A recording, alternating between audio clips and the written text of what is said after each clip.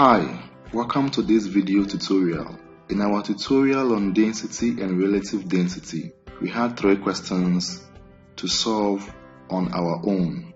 In this video, we are going to solve them together because many of you have asked me to make a video explaining their solutions. If you are new here, it means that you may have to watch the tutorial on density and relative density in order to appreciate these solutions. The link to that tutorial is in both the description and comment sections for your perusal. Now let's get right into the solutions. Our first question reads, a solid of density 900 kilograms per meter cube floats on oil. The oil also floats on water of density 1000 kilograms per meter cube. Find the density of the oil. Assuming you were given the following possible answers, which one will you choose and why will you choose that? A. 850 kilograms per meter cube. B. 900 kilograms per meter cube. C. 950 kilograms per meter cube. And D. 1050 kilograms per meter cube. Let's brainstorm a little. Well, it wouldn't take you much time to brainstorm for you to know that the answer would be C. 950 kilograms per meter cube. And the question is why? Well, we know that the fact that the solid floats on oil means that the density of the oil is greater than the solid. Also, we are told that the oil floats on water. This means that the density of the oil is less than the density of water. So now let's compare and see. We are going to find out that the density of the solid is less than the density of the oil, and the density of the oil is less than the density of water. So now let's substitute the figures. We are going to have 900 kilograms per meter cube being less than the density of oil, which we don't know, and that is also less than 1000 kilograms per meter cube. So if the density of oil is in between the density of the solid and the density of water, then it will have to be more than 900 and less than 1000. And from the possible answers given, our only possible choice is 950 kilograms per meter cube. But the question is, how do we use calculations to get our answer? To get our answer, we have to compare the densities of the solid and oil and the densities of the oil and water and equate them. And so we are going to get the density of the solid divided by the density of the oil being equal to the density of the oil divided by the density of water. Because from the question, the densities of the solid and oil are being compared, and the densities of the oil and water are also being compared. So we can set them into 2 ratios and equate them. So writing them in symbols, we are going to have rho S divided by rho O equal to rho O divided by rho W. Since we want to find the density of the oil, let us make density of oil the subject. We are going to have density of oil squared is equal to density of solid times density of water. So let us substitute the figures. We are going to have density of oil squared is equal to 900 kilograms per meter cube times 1000 kilograms per meter cube. And this is going to give us 900,000 kilograms squared meter exponent minus 6. Now let's take square root on both sides. After taking square root on both sides, the density of the oil is going to give us 948 0.68 kilograms per meter cube, and this is approximately 950.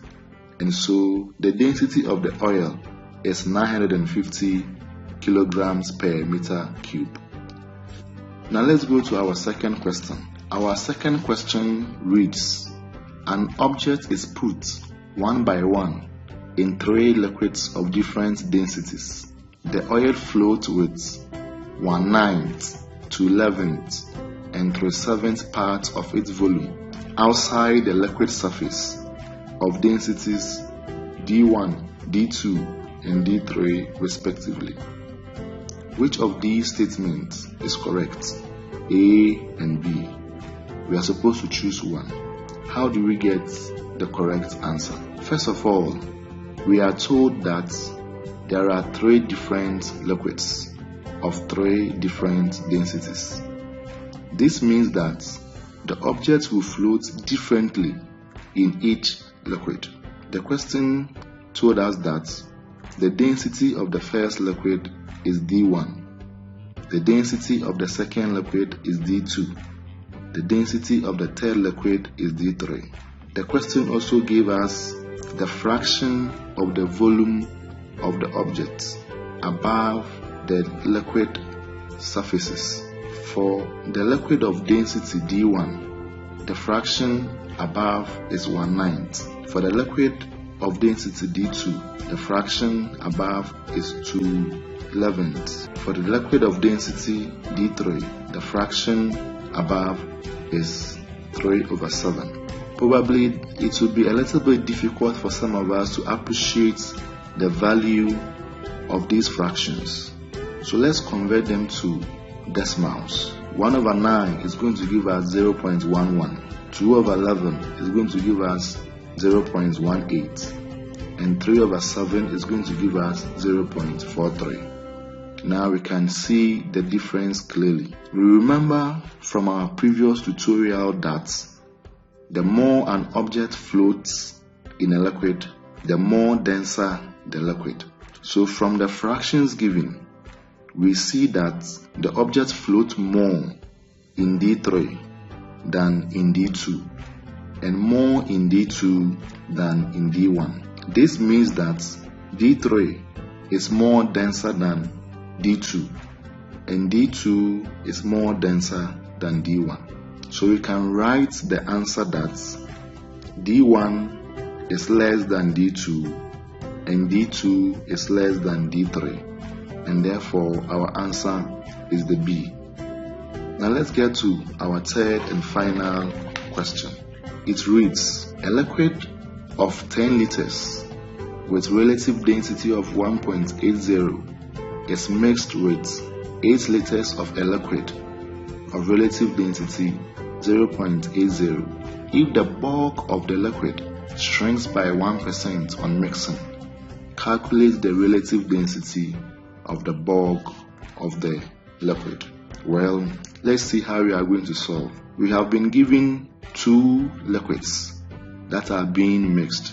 In order to know the relative density of the mixture that you have been told to find in the question, we have to use the popular relation that relative density of the mixture is equal to the density of the mixture divided by the density of the water.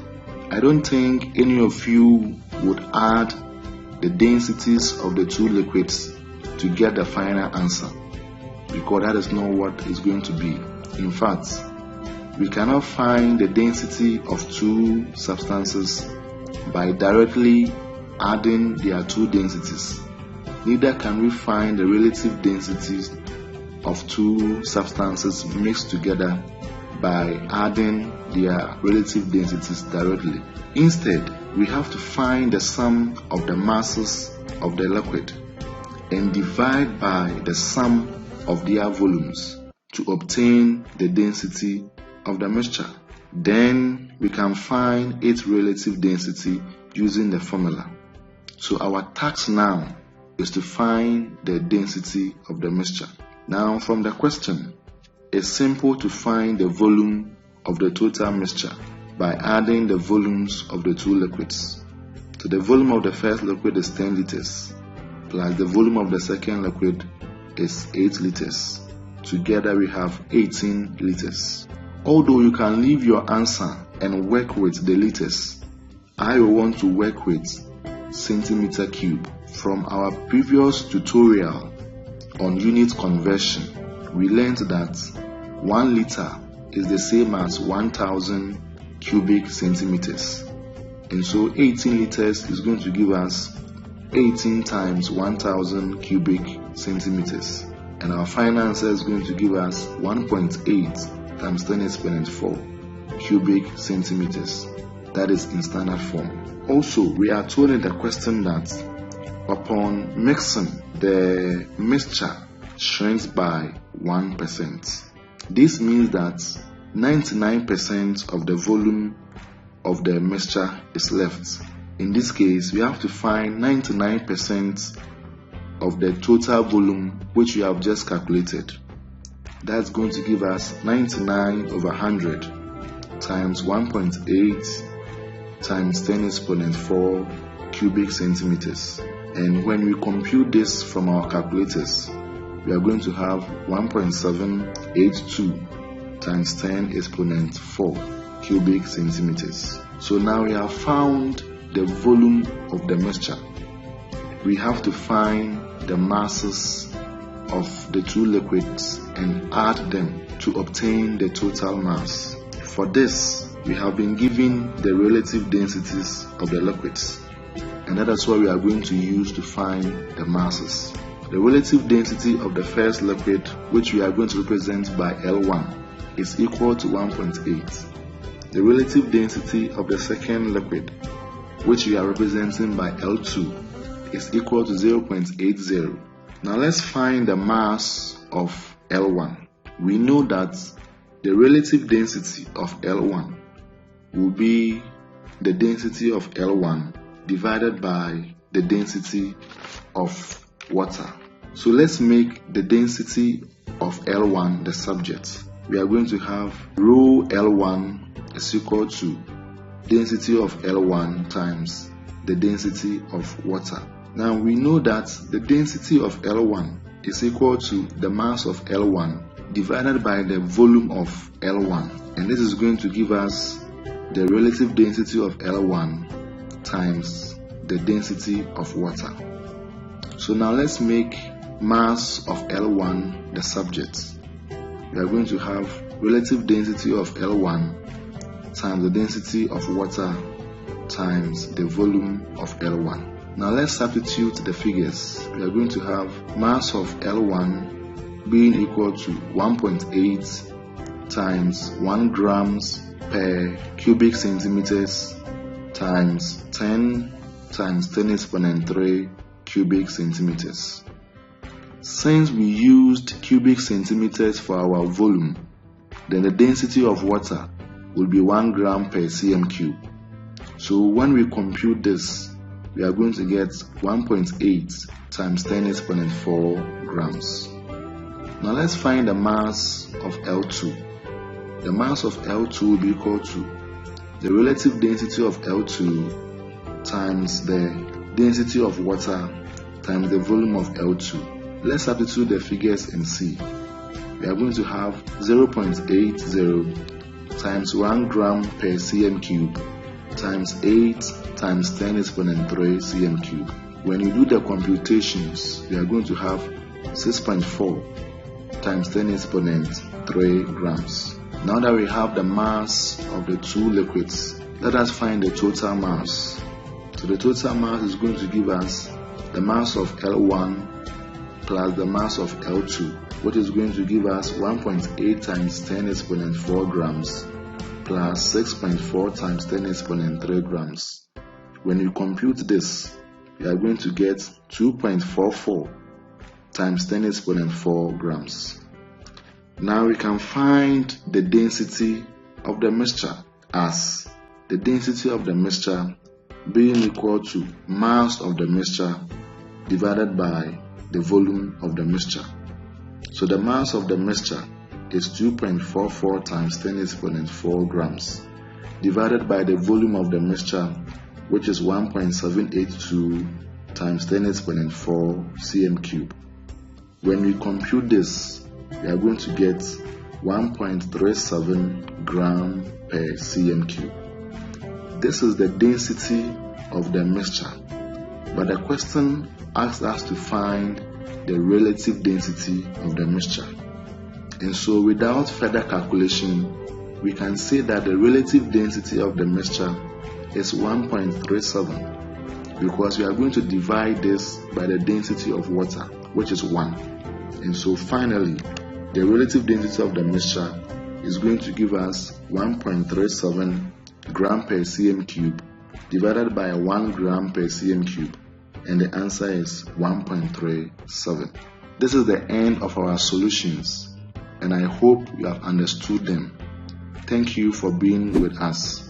We would like you to subscribe to our channel so that we can have more solutions to our questions. Thank you.